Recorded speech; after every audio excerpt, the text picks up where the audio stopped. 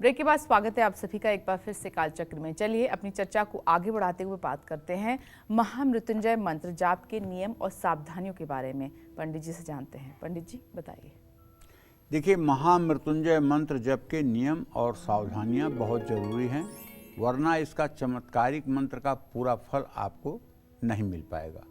क्योंकि मैं बार बार एक बात कहता हूँ, कर्मकांड जो है ये दुधारू तलवार है। अगर सीधे चलेगी तो लक्ष्य को भेदेगी और अगर उल्टा चल गई तो आपको ही मारेगी। तो इसलिए कर्मकांड करने के पहले उस विधा का ज्ञान तो होना ही चाहिए। अगर आपको कोई शस्त्र चलाना नहीं आता है और आप उस शस्त्र का प्रयोग कर रहे हैं तो हो सकता है वो शस्त्र आपके लिए ही घातक बन जाए। इसी तरह से मंत्र हैं और इन मंत्रों में बहुत शक्ति है। भगवान राम ने स्वयं अपने मुंह से कहा है, मंत्र जाप मम दृढ़ विश्वासा पंचम भगत सुवेद प्रकाशा। ये मेरी पांचवी भक्ति है। जो लोग मंत्र के जप में दृढ़ विश्वास रखते हैं वो लोग मेरी पांचवी प्रकार की भक्ति करते हैं। तो मंत्र जप का बहुत बड़ा महत्व होता है, इसमें कोई संशय नहीं है। इस मंत्र का जप सुबह शाम दोनों समय किया जा सकता है। कष्ट या संकट में समय में इसका जप कभी भी किया जा सकता है। जप शिवलिंग या शिवजी के चित्र के सामने करना चाहिए। जप हर समय रुद्राक्ष की माला से करना चाहिए। 108 दाने की रुद्राक्ष की माला हो, जिसमें एक सुमेर भी होगा जो लेकर के 109 होगा। और हर समय माला करते समय माला को पूरी होने पर माला को पलट लेना चाहिए और माला हर समय 3 उंगलियों से चलाना चाहिए। अनामिका, मध्यमा और अंगूठा, इन्हीं 3 उंगलियों से चलाना चाहिए। माले को ढक करके रखना चाहिए, उसे जपमाली में ही करके जप करना चाहिए। तर्जनी उंगली बाहर निकली रहे, कनिष्ठिका उंगली ऐसे जपमाली में खड़ी रहे और मतलब कि 3 उंगलियों के अलावा चौथी उंगली माला में नहीं लगना चाहिए। इन बातों का भी ध्यान रखना चाहिए। और मंत्र जप के पहले पहले भगवान शिव का अपने मन में स्मरण करना चाहिए। अपने त्रिकुटी पर बैठे हुए भगवान शिव का स्मरण करना चाहिए और शिवलिंग पर जल और बेलपत्र अर्पित करना चाहिए। जो भी मंत्र जपना हो उसका उच्चारण शुद्धता से होना चाहिए। एक निश्चित संख्या में जप करना चाहिए। मंत्र का उच्चारण होठों से बाहर नहीं आना चाहिए। देखिए, मंत्र का जो जप होता है वो 2 ही प्रकार का होता है, एक तो उपांश और एक मानसिक। या तो आपका जप ऐसा होगा कि ओठ से बाहर आवाज़ न आए, या तो ऐसा होता है कि दांत, ओठ, जीभ न चले और मन में चले। मंत्र 2 ही प्रकार से जपा जाता है।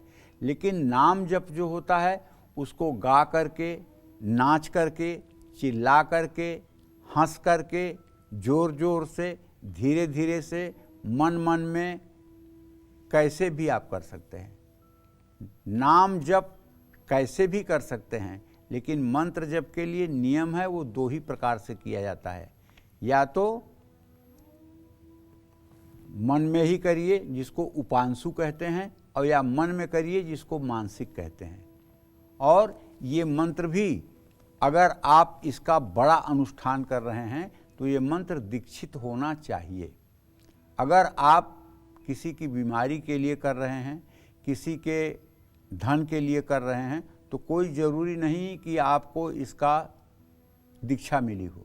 लेकिन यदि आप भवसागर से तरने के लिए कर रहे हैं, भवसागर को पार करने के लिए, भव रोग की निवृत्ति के लिए कर रहे हैं, आध्यात्मिक उत्थान के लिए कर रहे हैं, तब ये मंत्र किसी गुरु के द्वारा दीक्षित होना चाहिए। अभ्यास न हो तो धीमे स्वर में जप करें। जप काल में धूप दीप जलते रहना चाहिए।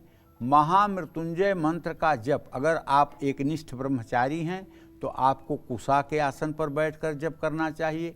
अगर आप गृहस्थी में हैं तो आपको आसन, ऊनी आसन बिछा करके, काला नीला आसन न हो, ऊनी आसन बिछाकर उस पर बैठकर पूर्व दिशा में मुंह करके आपको जप करना चाहिए। और यथासंभव भगवान शिव का अभिषेक भी करना चाहिए। जप करते समय ध्यान पूरी तरह मंत्र में रहना चाहिए, मन को इधर उधर नहीं भटकने देना चाहिए और जप करते समय आलस्य भी नहीं आनी चाहिए। जय मां विंध्यवासिनी। पंडित जी, एक सवाल जो कि ज़रूरी है, हमारे यहाँ एक अभी महाशिवरात्रि पर विजुअल्स चल रहे हैं, उसमें जलाभिषेक कर रहे हैं भगवान भोलेनाथ के भक्त। उसमें एक महिला प्लास्टिक के गिलास से जलाभिषेक कर रही है, क्या ये सही है? ये ठीक नहीं है, ये बिल्कुल ठीक नहीं है। और भगवान शिव को पीतल की श्रृंगी, तांबे की श्रृंगी, चांदी की श्रृंगी, सोने की श्रृंगी से अभिषेक करने का शास्त्रों में विधान है। लेकिन अगर ऐसा नहीं है तो तांबे के लोटे से भी भगवान का अभिषेक हो सकता है। ठीक है, तांबे के लोटे में आप चीनी नहीं डाल सकते, आप शहद नहीं डाल सकते, क्योंकि उसका केमिकल रिएक्शन हो जाता है, वो अल्कोहलिक हो जाता है। चांदी के पात्र में आप सब कुछ डाल सकते हैं, चांदी के लोटे से भी आप अभिषेक कर सकते हैं। इसी तरह से पहले प्राचीन काल में गाय की जो सींग होती थी, उसी गाय की सींग के अग्रभाग में छेद करके और उसी से मतलब कि भगवान शिव का अभिषेक होता था। लेकिन अब श्रृंगी की जगह पर चांदी की श्रृंगियाँ बनी हैं, उसमें आगे गोमुख बना होता है। अगर आप उसको ध्यान से देखिएगा तो गाय का मुंह बना होता है सामने और उसमें छेद होता है। तो कोई चीज़ जब उसमें डाली जाती है तो वो धारा के रूप में शिवलिंग पर जाकर के गिरती है। प्लास्टिक से मतलब कि जो है दूध चढ़ाना या प्लास्टिक की थैली से दूध लेकर जाना और प्लास्टिक की थैली फाड़कर शिवलिंग पर गिरा देना, यह सब अश्रद्धा का विषय है। यह सब श्रद्धा का विषय नहीं है। लेकिन ये केवल सामान्य जनता करे तब तो अच्छी बात है, पुजारी लोग भी यही कर रहे हैं।